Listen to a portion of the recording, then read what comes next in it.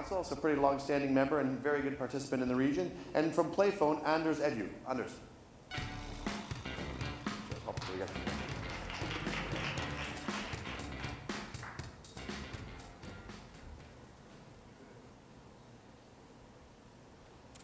All right, hi everybody. Yeah, we thought we'd, afternoon break, we'd change topics a little bit and do something that's consumer and game-oriented. So PlayPhone kindly agreed to be on stage with us to talk about what we've been doing together. So I'm with Sprint. I'm based in the Valley in the San Carlos office with our dear friends from SoftBank, who I hope you also met. And so my team is in charge of partnerships with startups, and we're part of the product team. So we're able to really focus on services for both our consumer and our business customers. So as far as our focus areas and how do you engage with us, so first of all, what is our interest? We are very tight with the consumer side of the business, trying to bring value-added services to our devices. And so some of the things we're currently very interested in is anything that can help manage your digital lifestyle. So being a family that has all these craziness on a day-to-day basis with all those devices as well in the home or with your kids, etc. So family of people and family of things. So anything that can help us provide a better experience, a more integrated experience there, we're very interested in. And of course, as part of that, security and trust is very key, especially when you start to talk about kids, etc. Entertainment is very important for us, and so PlayPhone will be kind of our poster child for that today. We're looking at any other applications that you might have outside of games that could be premium apps, because we have a new service where we feature premium applications. The service is called App Pass, and our customers are able to subscribe to premium applications, $5, and they get access to any premium apps in there. So if that's your focus, please come and talk to us.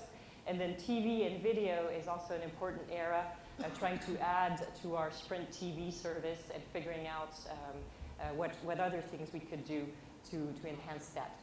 Accessories, as you probably know, is a really, really good business for carriers. We sell those in our stores. It's a high margin element for us. And so, again, if you have an accessory, wearables, or any other things, come and talk to us. We are able to quickly connect you to the accessory team.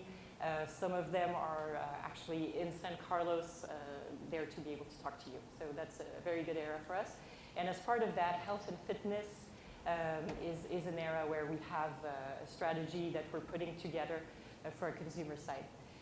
On the business side, we're the first carrier to launch Google Apps for Work for the small, medium business. And so any partner that is, for example, already integrated with Google Drive or Google Docs, it would be a very interesting candidate for us to enhance that service that we're launching right now.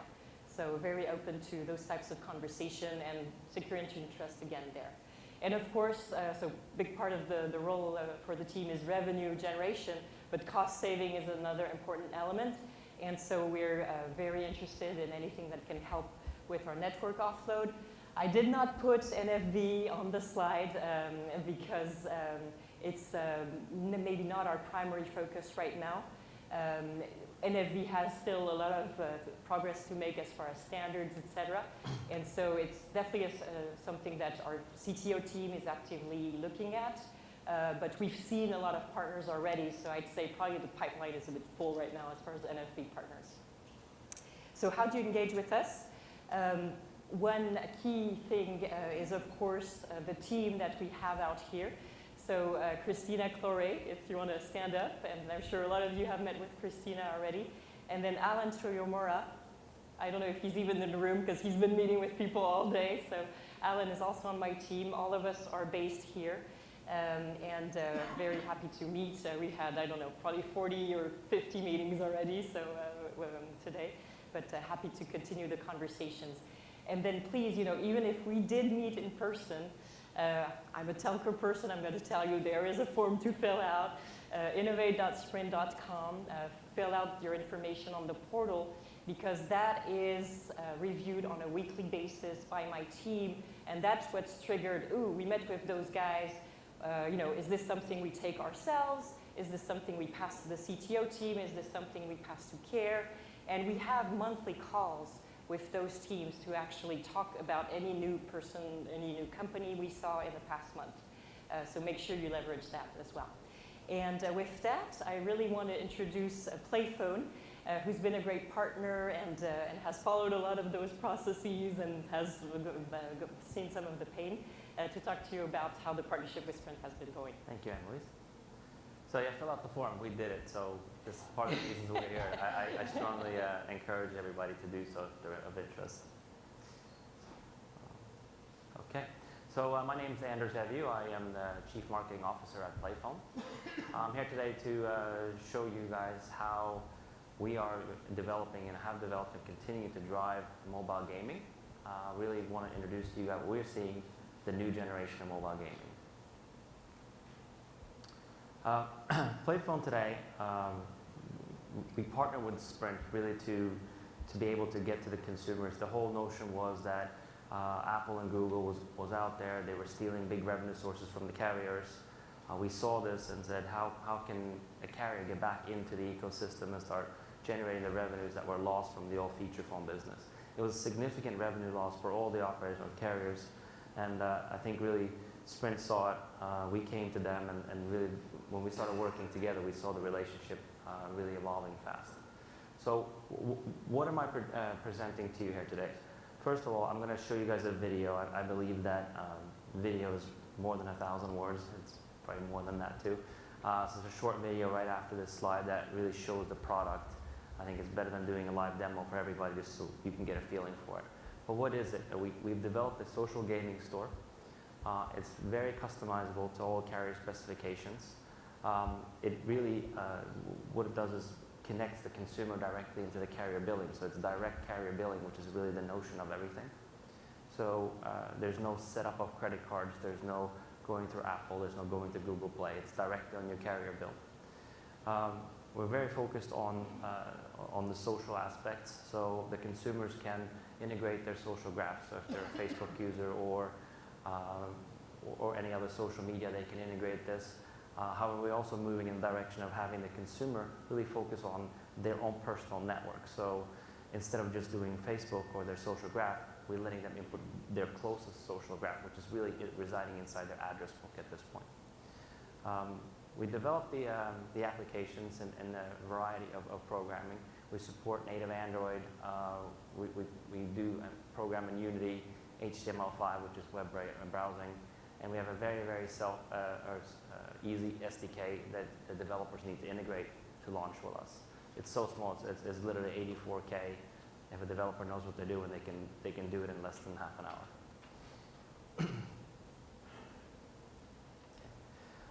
Talk a little bit about PlayPhone games on Sprint. So being part with Sprint, what we've done is we are part of their preloading parts on the Sprint zones. And there's a very good level of discovery for the consumers there. So wherever you go, almost every user comes in with a smartphone, from the very first smartphone until the new one that they buy in the shop today, the application is highly visible when you go into Sprint zones. And I believe the consumers on Sprint use Sprint zones quite a bit because they go there to check their bills and really enhance their features there. So it's a highly populated area where we reside in, and we are featured as the gaming partner. I have a video. Please, can you start my video?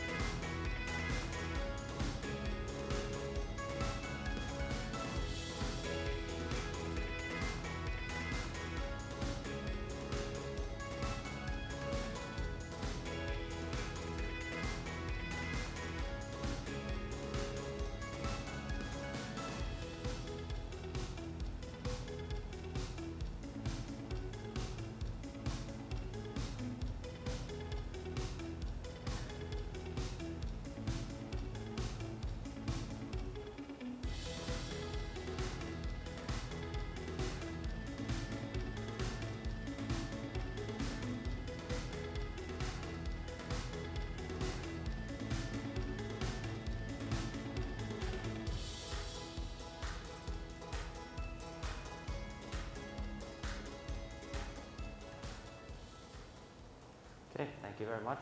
So last slide, does it work? Yes, it does. It works very well. I put in a sample graph of what the revenue generation that we've seen with Sprint since launch. They're not exact numbers, but they're very indicative of the growth we've seen. As you've seen, we've gone from literally almost 0 to way over $1 million in just 4 months. So thank you to Sprint for bringing us on board. It's been a great ride, and let's continue. Great. Thank you, Anders. Just have a seat in the center, please, so I can face you both from here. If I could ask. Okay. Sure. Thanks. Okay. Well, these are the kind of charts we all like, right? And, if I got my directions correct, that's the northeastern kind of tendency we like to see. So, and this is you're bringing Sprint back into the app game that they were in with Java and Brew back in the old days, and that we lost that to the App Store. And now it's this opportunity to do this. And Louise, I know Sprint has been pretty innovative through the years in trying to do app packs and trying to interact with consumers on an application level since the advent of smartphones. Have you had other successes before, like that kind of Sprint ID pack and things like that? Have these also been successful, or has it kind of been waiting for this to kind of drive those kind of revenues? Yeah, I think from a revenue standpoint, this is probably one of the big successes to complement Google Play. The Sprint ID stuff is interesting from an package of applications that you can download, but it's not necessarily generating the same revenue. You know, I'm going to make a radical move and say let's switch seats because your mic is on your left, and people are going to have a hard time hearing you the whole thing. No, you're good. Just like this, little musical chairs, and stop the music. Good. People will probably hear you a little bit better now. Yes. I think is sometimes important. Depends on what you're going to say, really, right? Exactly.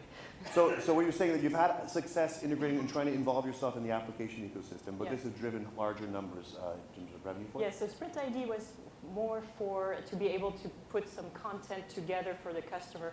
You're lost in Google Play. Well, you know, if I'm a social butterfly, what apps should I get besides Facebook? And so Sprint ID was, getting the content all in one package. But it's not necessarily a revenue generation. With games, games is the thing that generates the most overall. Yeah. And PlayPhone is really helping us there. So Anders, I'm not going to be shy to say I hate the walled garden. But you're not proposing the walled garden, right? You're proposing an alternative. Is that right? So we're positioning ourselves as the third app store. Yeah. We are the direct competitor of Google Play at this point. But the users they can go and play in that store if they want, but Sprint is offering them an alternative here that is curated, right? Correct. Yeah. Okay. So jumping back to something, Anne-Louise, you said at the start of your presentation, is that at the end I think was we have a web form. And it's interesting, Anders, you said we filled out the web form. So here this is great because that's one of the questions I asked is how did it start? Was the web form the start of it, or was that you met Anne-Louise or one of her members of her team and then filled out the web form? It was an ongoing process. We had talked to them and met them before, but then things accelerated when we filled out the form and it got on the table of the Sprint team. So my observation of this, to add to people's knowledge, is that other people have said, listen, if we just give a web form, it wouldn't do any good. So it looks like it's a kind of a mass market approach to doing business development. So some people might look down on it, but I think just like any web service, what's important is what's in the back end, what's behind the web page you're looking at. And if you're filling out a form and it goes, circulates over to a trash bin or a pending file for the next 2 or 3 years, clearly that's not a system and a mechanism that's actually going to be good for the startup. But if there's a process behind that web form, and you mentioned a weekly, human looking through the results on a weekly basis and saying that's interesting, this less interesting, that's what's important. The fact is that is as effective as a handshake and a business card exchange the way you guys use it, right? Yeah, exactly. Yeah, and that's really why we put the web form together. Is we used to meet, thanks to you guys, we met at other conferences. There are so many startups. Our executives would ask us to meet with the same startup over and over again because they happened to have had dinner or whatever. And nobody knew what had happened out of those discussions. And so the purpose of the form is really to be able to start tracking conversations and whether they are progressing.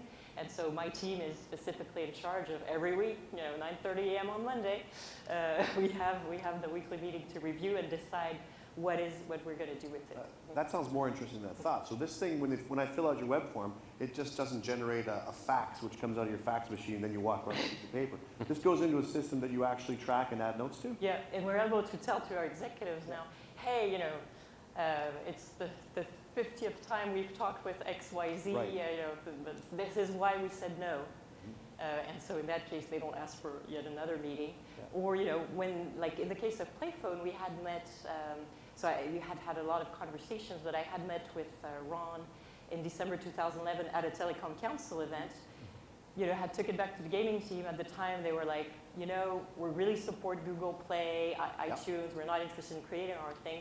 But a few months later, in October, a year later, they were like, hey, what gaming providers do you have out there? And so I think that helped you kind of revive a lot of the start thinking about it. conversations. And it's not an either or; it's an and proposition, and exactly. then this, right? So I mean and that's just the beginning, right? There's potential here to carry on. And do you think it's limited to games, Anders, or is this the kind of thing you could start doing for other demographics? Like you say, okay, listen, here's the youth demographic and a set of applications curated for them. So we are limiting this service to games at this point, but the platform is built in such a manner that we can easily expand to other things like applications. Yep. And however, that will take away some of the social aspects that we built into the platform, but it's prepared to do so. Interesting. Yeah, I think so. I think you're going for where the money is at first, because as you said, a lot of gaming, in-game sharing, and social competitions and things like that, right? Leaderboards and whatnot. And I think this also ties into something we said we talked with Sue Igo from Telefonica. We were talking about the power of the preload. When you get something in front of the customer. Now, what about the risk of angering the customer with the preload? How do you guys? What do you think about that, and how do you handle that? Yeah, so we've been handling that with Sprint Zone on our site. So it's our customer care app called Sprint Zone that customers use to manage their account on their mobile. And as part of that, there is a section focused on application. Yeah. And so it's not like we hard preload things anymore. It's a virtual preload.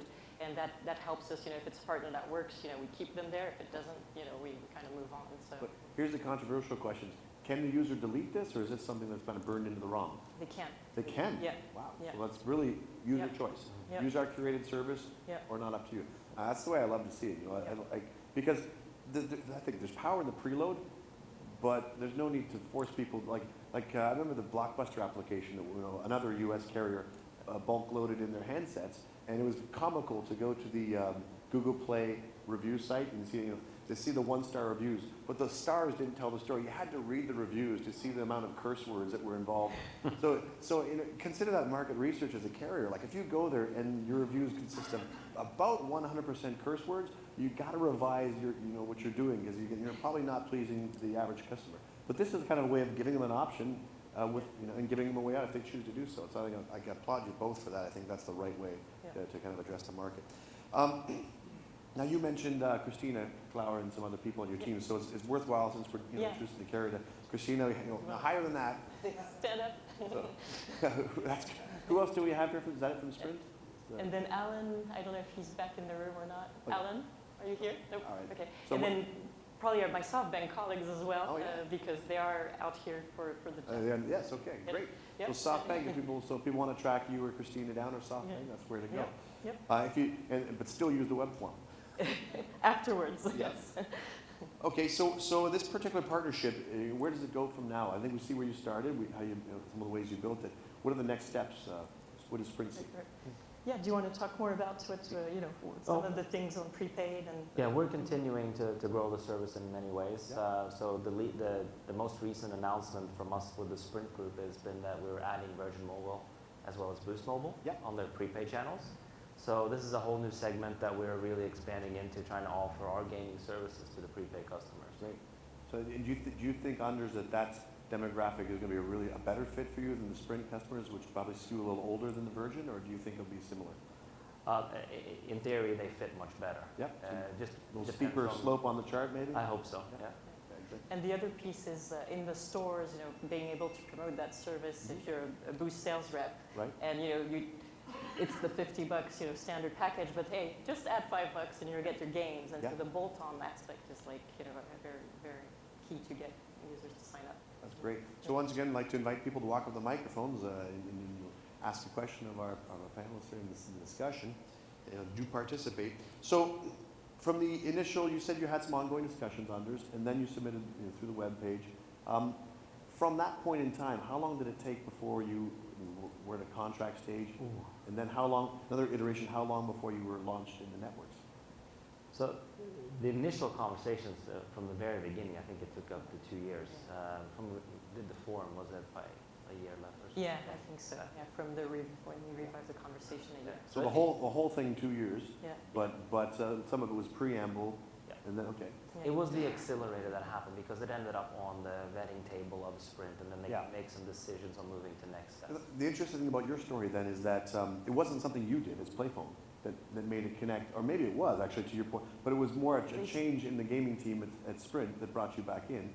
But I guess your point, Anne-Louise, was that they might have stimulated that thought process. Yeah, exactly. Yeah. Interesting. Yeah, the gaming team really, kind of said, hey, what do you guys have out there now? Now we're interested in games again. And But it wasn't a matter of Anders, picking up the phone every day and saying, now what? yeah, I'm sure he did a lot Did of you? that. There was some of that. Yeah. Every once in a while. Yeah. Yeah. So you followed up, but it was really a matter of that the gaming team looking at the proposition, kind of changing the way of thinking about the gaming market, how they wanted to participate in, and coming back and asking you for solutions. Did they ask you to find multiple solutions? Yep. Yeah. So we introduced probably like 15 players in the gaming space, from any like accessories to just platforms. Mm-hmm. And so they told us, present to us a little more of this, a little less of that, etc. And one of the big triggers was, I think, right at the developer conference we had back in the day. So it was in 2012. We still had one.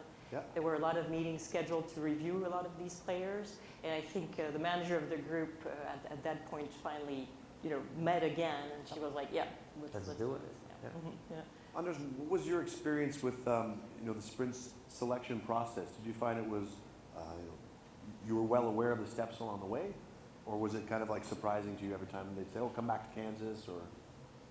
No, it was pretty clear along the way. I mean, we had our initial meetings in the Kansas office, and it kind of took on from there. And the process was outlined pretty clearly.